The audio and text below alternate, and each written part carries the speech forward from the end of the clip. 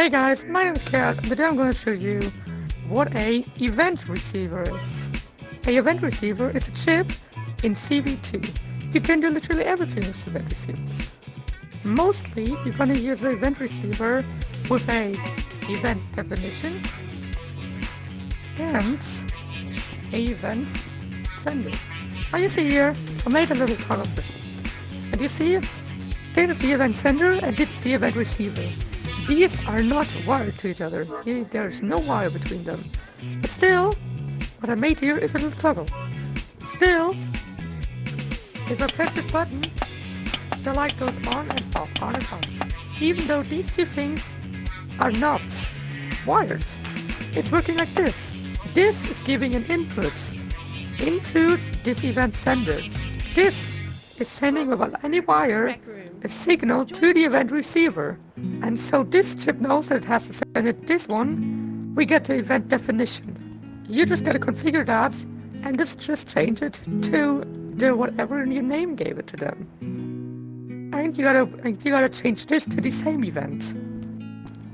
So if this is getting a signal, the signal is going out here. And how you see, it's always changing the light without it's even wired to each other. Now there's a 30 Hertz. This is sending 30 signals per second. Warning for people with epilepsy, could be kind of some flashing lights. Because what it's doing now, it will change 30 times per second the color of the light. I start in 3, 2, 1. It's sending it 30 times. If you want to make it faster, you just gotta copy the 30 Hertz up there, and then now just wire to the same input. Now it should be, now it's way faster. But you can't put unlimited signals in there, because if there are too many signals, the heat gets high, and these chips will just turn off. They'll only get turned on again if there's not so much heat anymore. I think you can max use 3 event receivers at one light, because as you see it's very fast now. But if I use another one and wire it down here, you see it's going way slower, because some inputs are just not coming on, because the heat is too high. If I put this away again, you see it's going very faster. That was with the 30 Hertz. What we also got is a room loaded. This is just giving an output if the room is loaded.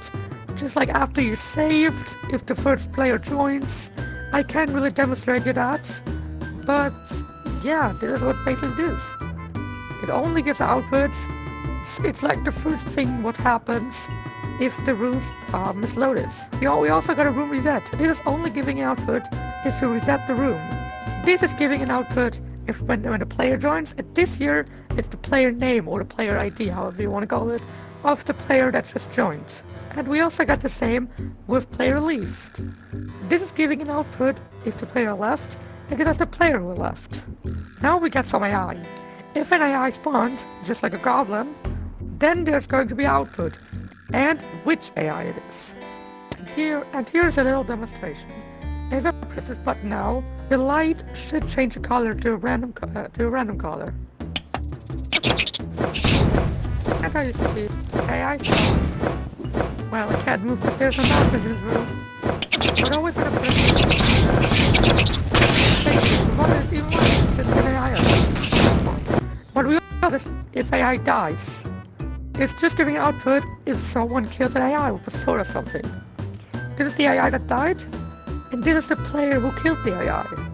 This is giving output if the game starts. You can only do that if you got a game chip and a button or something that can start the game, like a scoreboard. This is the same, only that gives output if the game ends. And this is a player collision. So if 2 players are touching each other, it's giving an output. This is the player that's touching the other, and this is the player that get touched. We can test that right here. This text will show who touched who. So if I touch you real quick, it says Chaos touched OP Chaos 2. And yes, my body count is OP Chaos 2.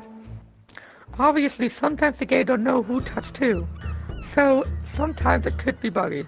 So, this is my tutorial about event receivers. I hope you liked it. If yes, leave a like, subscribe, and if you want to see more tutorials, write some cool comments down there so I get more motivation, and see ya!